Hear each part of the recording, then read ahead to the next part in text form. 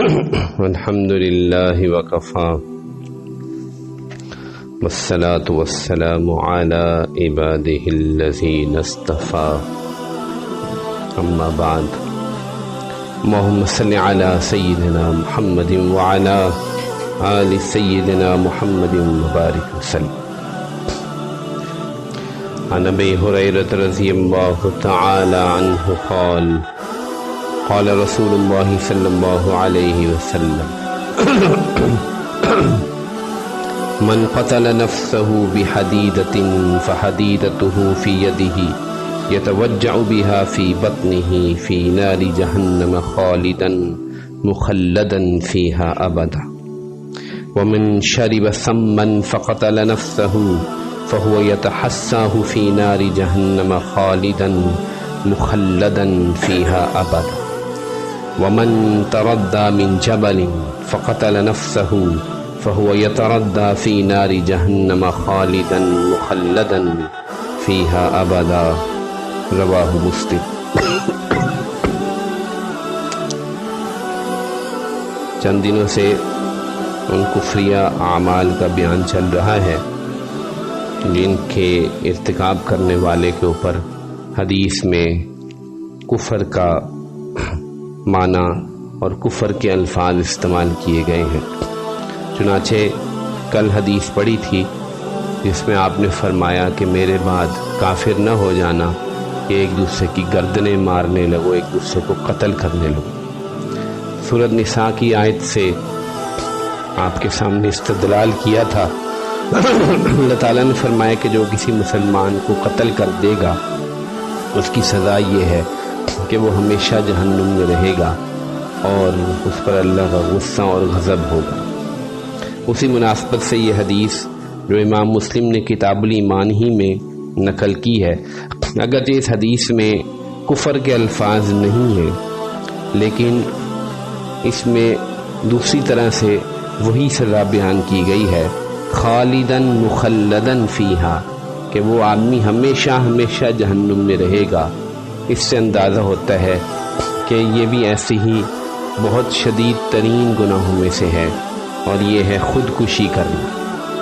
اور میں نے اس کو اس لیے یہاں بیان کیا کہ کسی دوسرے کو قتل کرنا، کسی مسلمان کو قتل کرنا، وہ بھی ایک جان، ایک نفس کو مار دینا ہے، اور اپنی جان کو قتل کر دینا وہ بھی ایک نفس اور ایک جان کو مار دینا ہے. گویا کہ یہ ایک ہی طرح کے، ایک ہی قسم کے دو گناہ ہیں. وہاں پہ ہتھیار کا رخ دوسرے کی طرف تھا، یہاں ہتھیار کا رخ اپنی جانب ہے.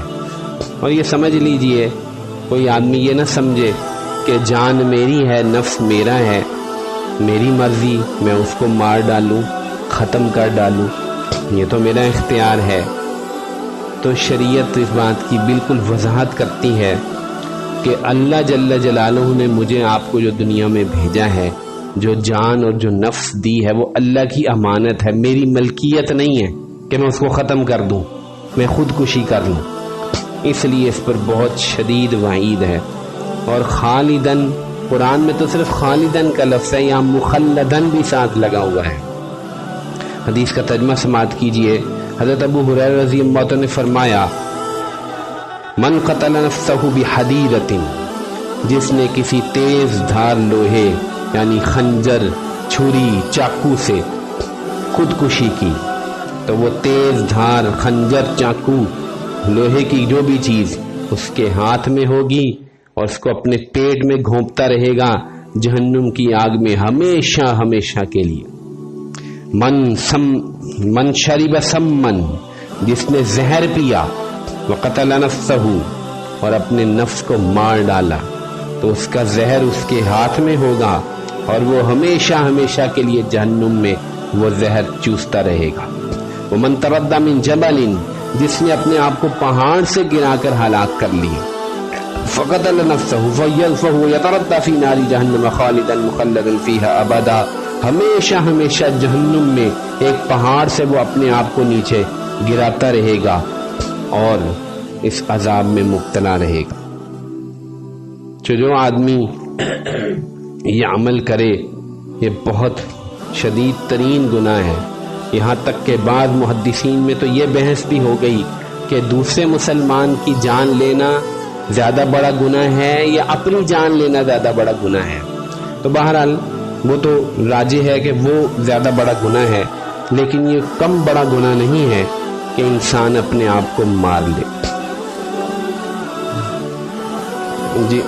جی تو یہاں پر تو وہاں تو توبہ کی گنجائش کا کچھ سلسلہ نکل رہا تھا، یہاں تو اس کی اپنی جان ہی ختم ہو گئی تو توبہ کرنے کا دروازہ بھی بند ہو گیا. تو اس میں ایک اور خاص بات ہے اس سزا میں، اور وہ یہ ہے کہ جیسا عمل ویسی سزا، جیسا عمل ویسی سزا. تو اس لیے وَيُؤْخَذُ مِنْهُ أَنَّ جِنَايَةَ الْإِنسَانِ عَلَى نَفْسِهِ كَجِنَايَةِ عَلَى غَيْرِهِ فِي الْإِثْمِ. اس لیے میں نے آپ سے عرض کیا کہ بعض محدثین نے فرمایا کہ انسان جیسے دوسروں کی کسی دوسرے کی ذات پر اپنا اس کو مار کر جو گناہ کرتا ہے، اسی طرح کا یہ گناہ ہے کہ اپنے آپ کو مار دیتا ہے. اور یہاں پر جو ہے وہ سزا کے اندر مجانست ہے. مجانست کا مطلب یہ ہے کہ جیسی دنیا میں اپنے آپ پر عمل کیا ویسا ہی عمل آخرت میں ہوا، سزا بھی وہی ملی.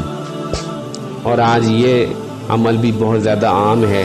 معمولی چھوٹے چھوٹے مسئلوں پر لوگ جو ہیں وہ پکھے سے جھول جاتے ہیں. میٹرک میں نمبر صحیح نہیں آئے، کالج میں نمبر نہیں آ سکا، پکھے سے جھول گیا. محبت کی شادی میں ناکامی ہوئی، پہلے اس کو گولی مار دی پھر اپنے آپ. یعنی کہ یہ تو ڈبل جنایت ہو گئی. پہلے مسلمان کو قتل کیا، پھر اپنے آپ کو قتل کیا. سب سے زیادہ میں حیران ہوتا ہوں، میرے رونگٹے کھڑے ہو جاتے ہیں خدا کی قسم جب میں اخبار میں پڑھتا ہوں کہ خامن سے لڑی اور 2 بچوں کو اوپر ٹینکی میں دبو کر پھر خود بھی مر گئی. اور بعض یہ تھا یہ کہ 2 بچوں کو تو مار دیا، خود اپنے آپ کو مار نہ سکی.